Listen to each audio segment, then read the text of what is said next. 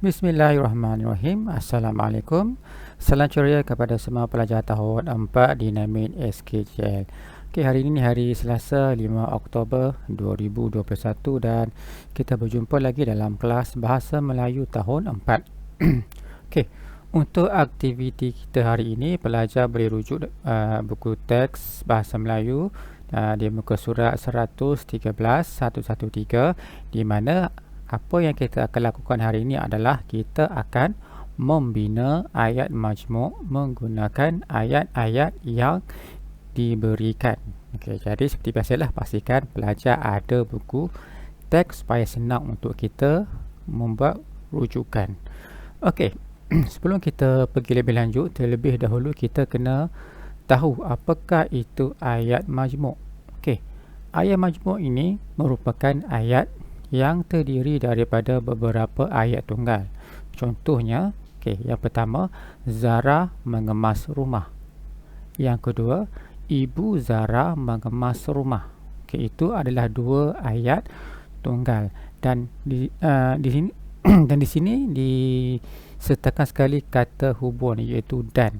Jadi bila kita hendak menggabungkan dua ayat tunggal ini, dengan menggunakan kata hubung, maka terhasillah ayat majmuk seperti di bawah, iaitu Zara dan ibunya mengemas rumah.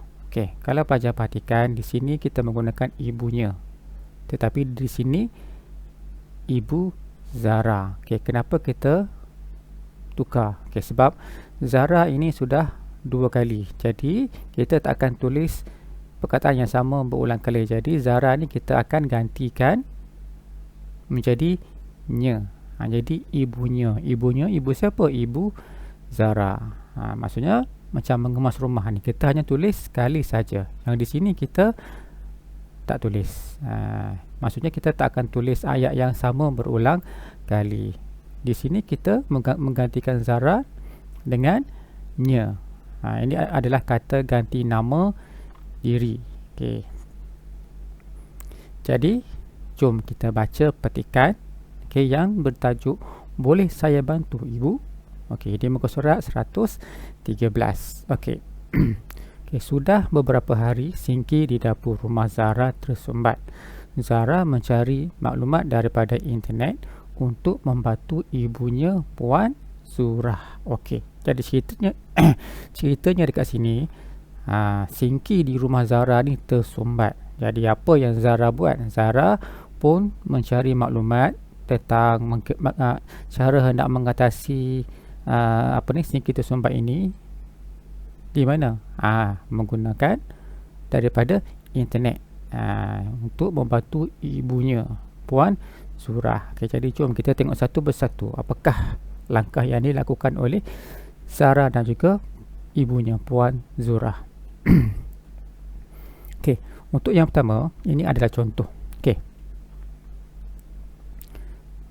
Perhatikan. Yang pertama, Puan Zurah menggunakan pelocok. Itu adalah ayat tunggal yang pertama. Seterusnya, Singki di dapur Puan Zurah masih tersumbat. Itu ayat tunggal yang kedua. So ada dua ayat tunggal. Dan di sini kita akan menggunakan kata hubung tetapi. Tetapi. So bila digabungkan dua ayat tunggal ini, maka terbentuklah ayat majmuk. Ini dia ayat majmuk. Jadi Puan Zurah menggunakan pelocok tetapi Singki di dapurnya masih tersumbat. Itu adalah ayat majmuk, hasil daripada gabungan dua ayat tunggal di atas.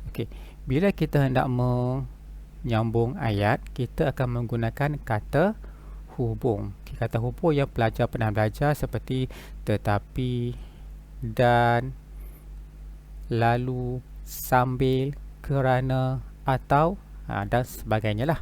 Jadi kita terus bergerak ke ayat yang kedua. Seperti biasa ada dua ayat tunggal. Yang pertama, Zara melayari internet menggunakan tablet. Yang pertama. Yang kedua, Ibu Zara melayari internet menggunakan tablet. Okey, dan kata hubung yang akan kita gunakan adalah dan. Okey, perhatikan satu persatu. Okey. Zara melayari internet menggunakan tablet.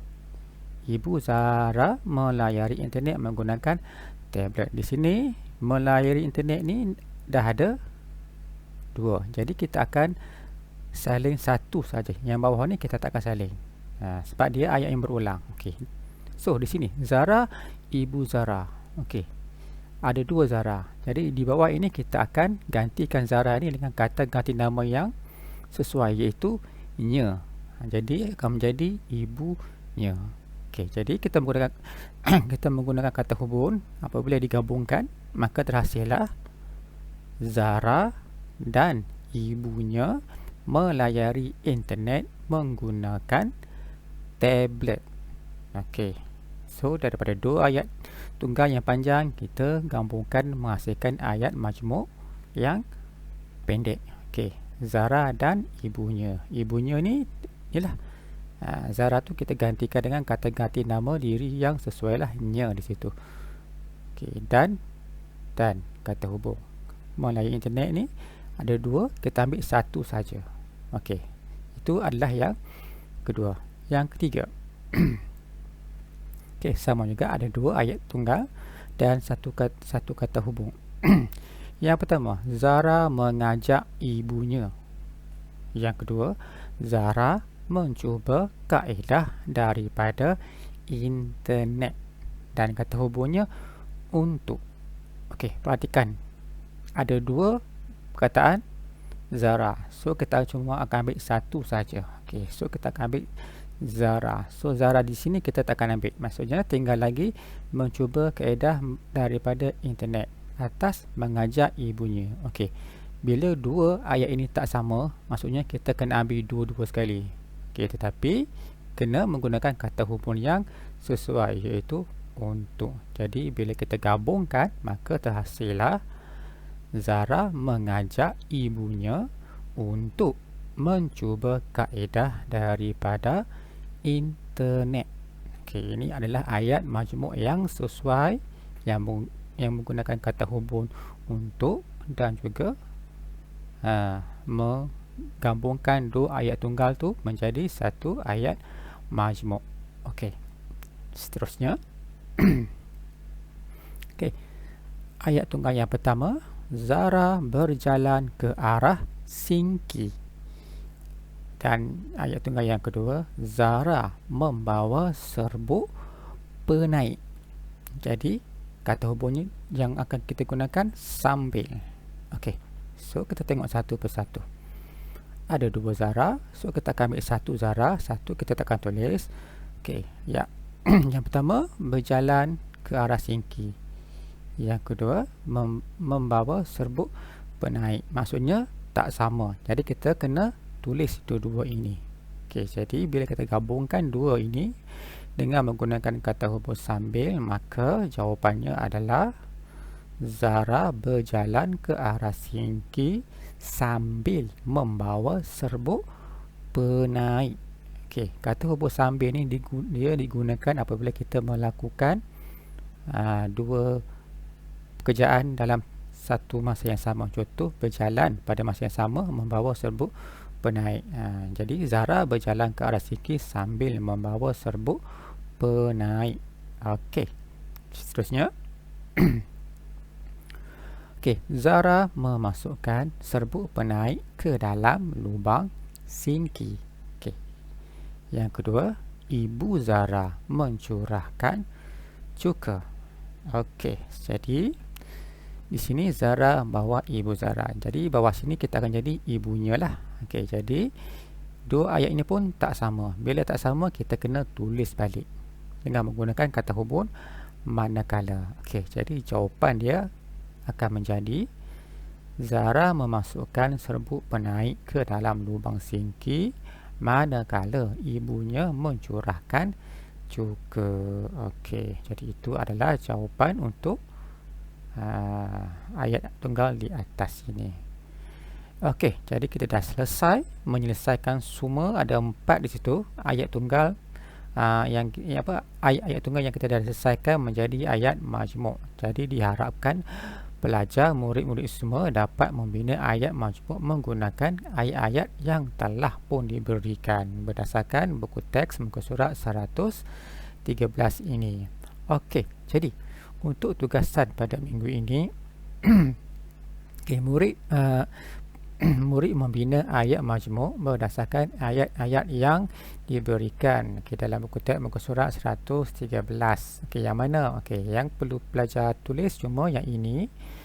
Yang dua, gambar nombor 3, gambar nombor 4 dan juga gambar nombor 5. Yang pertama tak payah, itu contoh.